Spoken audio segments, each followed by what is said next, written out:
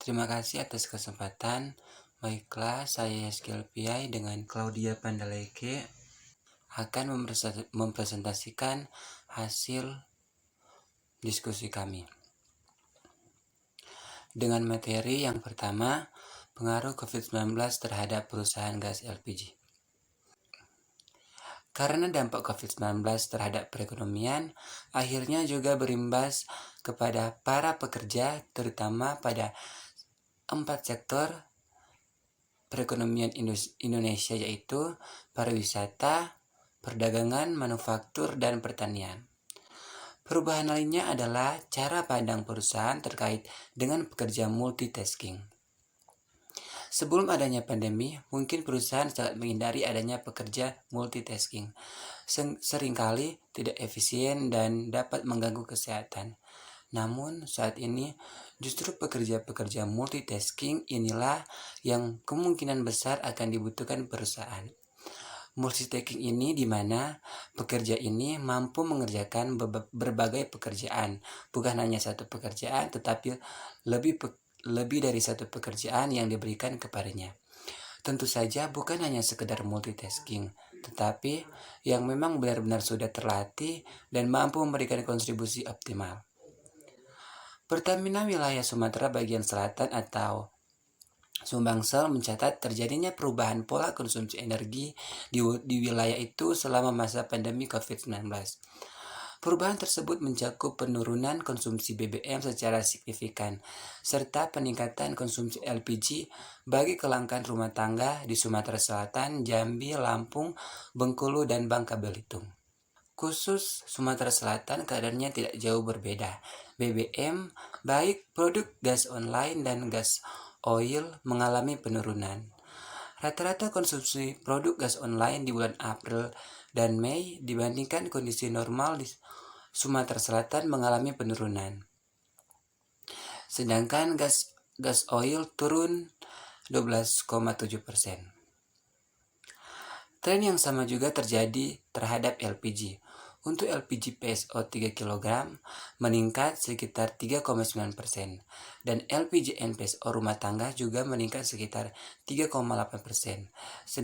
Sedangkan untuk LPG NPSO dan rumah tangga turun mencapai 48%. Dengan melihat kondisi saat ini, Pertamina mengajak seluruh masyarakat untuk tetap mematuhi semua imbauan pemerintah guna mempercepat pemutusan rantai penyebaran virus COVID-19.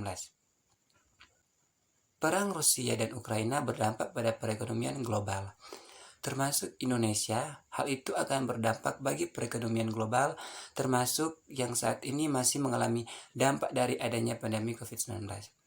Yang perlu diperhatikan dari konflik Rusia dan Ukraina itu adalah kemungkinan inflasi global, karena kenyataan itu akan terjadi mengingat sasaran pertama dari konflik adalah terhambatnya rantai pasok global, sehingga mengganggu pemulihan ekonomi global yang tengah terjadi saat ini. Dengan begitu, pertumbuhan ekonomi global terkontraksi nyata. Selebihnya akan mengakibatkan meledainya konsumsi dan investasi global yang disebabkan terganggunya arus barang dan jasa internasional, sehingga sektor ekspor impor mengalami performasi yang menurun. Proses industri pengguna gas di dalam negeri, situasi ini sedikit banyak akan memengaruhi proses produksi, meski sebagian sektor telah dijamin pasokan dan harganya dengan kebijakan harga gas bumi tertentu atau HGB. Pengaruh perubahan nilai tukar terhadap perusahaan LPG. Pada era globalisasi saat ini, nilai tukar mata uang sangatlah penting dalam perkembangan perekonomian, khususnya yang ada di Indonesia. Perekonomian di Indonesia sering mengalami perubahan, naik turunnya nilai tukar rupiah terhadap mata uang lain, khususnya dolar Amerika. Nah, nilai tukar mata uang juga mempunyai peran penting bagi perusahaan-perusahaan multinasional, karena perusahaan multinasional merupakan perusahaan yang memproduksi dan memasarkan produk di dua negara atau lebih, sehingga dalam kegiatannya melibatkan dua mata uang atau lebih yang berbeda, sehingga secara tidak langsung nilai tukar sering mengalami perubahan atau naik turunnya nilai tukar rupiah terhadap mata uang negara lain, khususnya dolar Amerika. Nah, maka itu akan terjadi atau mempengaruhi harga saham perusahaan multinasional itu. Kontribusi pengaruh produk dan harga terhadap ekspor LPG di Indonesia adalah 82,5%. Sedangkan sisanya sebanyak 17,5%.